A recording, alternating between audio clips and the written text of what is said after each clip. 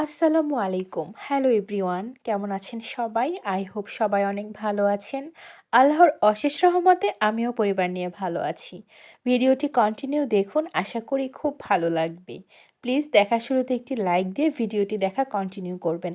আপনার একটি ছোট্ট লাইক আমার ভিডিওটি অনেক দূর পৌঁছে দিতে সাহায্য করবে। সকালে ঘুম থেকে উঠেই ফজরের নামাজ পড়ে একটু ছাদে আসলাম। মাশাআল্লাহ দেখেন, শীতের সকাল, কুয়াশা ভেজা আকাশটা দেখতে অন্যরকম সুন্দর, তাই না? তো সকালে হাঁটাহাঁটি করা তো আমাদের শরীরের জন্য অনেক উপকারী। তো আমি ছাদে একটু এপাশ ওপাশ হেঁটে যাচ্ছি আর আপনাদের সাথে শেয়ার করছি। সকালে সবাই ঘুম থেকে উঠে আধা ঘন্টা হাঁটার চেষ্টা করবেন, কেমন? তাহলে শরীর অনেক সুস্থ থাকে। এই তো হাঁটাহাঁটির পরে আমি গাছগাছালিতে পানি দিয়ে দিব। জানেন তো সবাই, এর আগে আমি অনেকবার ডায়েট করার চেষ্টা করেছি। ৪-৫ দিন করেছিলাম। তারপর দেখা যায় মুখের সামনে যদি মজার মজার খাবার থাকে তাহলে কি ডায়েট করতে ভালো লাগে বলেন? তো এবার নিয়ত করেছি যতই মজাদার খাবার থাকুক না কেন, ডায়েট করবই তো করবই। তো আমি কিন্তু অলরেডি ডায়েটটা শুরুও করেছি। দেখা যাক কি পর্যন্ত বা কতদিন পর্যন্ত করতে পারি, আল্লাহ ভরসা। আমি দেখেছি ডায়েট করার আগে সবার যেটা করতে হবে, নিজের মধ্যে একটা মনোবল সৃষ্টি করতে হবে যে আমি ডায়েট করবই। যতই সামনে খাবার থাকুক না কেন আমি খাবো না। তো এই যে সকালে আমি এখানে একটা চা খেয়ে নিচ্ছি, রং চা লেবু দিয়ে। চায়ের মধ্যে কিন্তু আমি ১ চামচও চিনি ইউজ করি নাই। তো অনেকে আবার কেকগুলো দেখে ভাবতে পারেন যে কেক তো মিষ্টি খাবার, এটা তো খাওয়া ঠিক না। তবে কেক ২ পিস আমি আমার মেয়ের জন্য নিয়েছি, আমি খাবো না। সকালে ব্রেকফাস্টে জাস্ট ১ কাপ চা আর একটা ডিম সিদ্ধ খেয়েছিলাম। আর এখানে আমি দুপুরের জন্য বেগুন ভাজি করে নিচ্ছি। বেগুন ভাজি আমার বরাবরই খুব পছন্দ। শুধু বেগুন ভাজি না, বেগুন সবজিটাই আমার কাছে খুব ভালো লাগে। বেগুন যেভাবেই রান্না করে দেখ না কেন আমাকে, আমার সবভাবেই ভালো লাগে।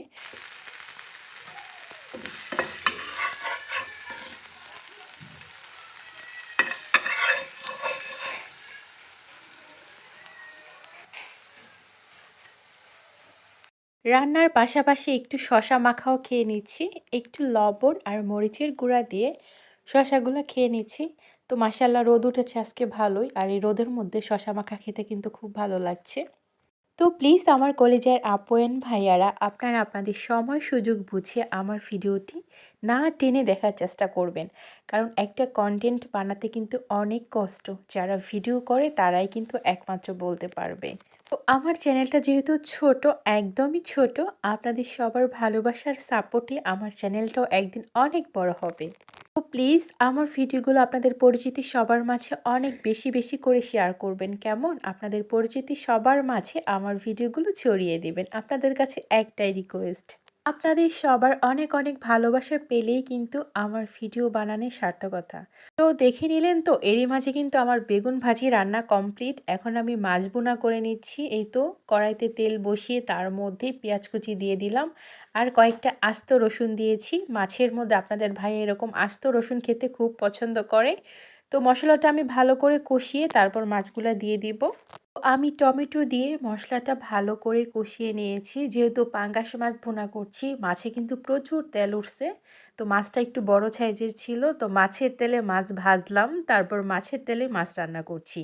তো এই তো মাছ রান্নাটা কিন্তু কমপ্লিট। উপর দিয়ে ধনিয়া পাতা দিয়ে দিলাম। তো হঠাৎ খবর আসলো একটা মার্কেটে, মানে একটা দোকানে কম রেটে সব কিছু সেল করছে। তো যাচ্ছি, এখন বাজে বিকাল ৫টা, গিয়ে দেখি কি অবস্থা, তারপর আপনাদের জানাচ্ছি। তো আমার সাথেই চলুন, দেখতে থাকুন ভিডিওটি।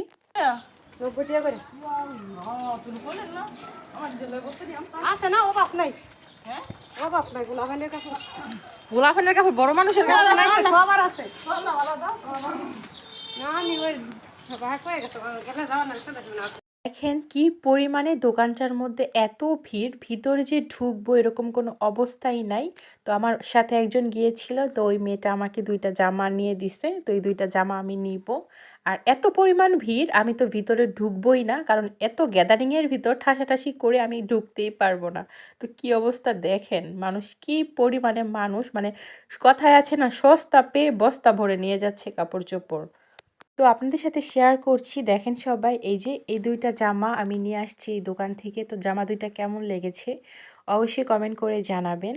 তো আমার আজকের ভিডিওটি এ পর্যন্তই ছিল। আবার দেখা হচ্ছে সবার সাথে কোনো এক নতুন ব্লগ ভিডিও নিয়ে। সেই পর্যন্ত সবাই ভালো থাকবেন, সুস্থ থাকবেন, সাবধানে থাকবেন। সবার সুস্বাস্থ্য কামনা করে আজকের মতো আল্লাহ হাফেজ। আসসালামু আলাইকুম।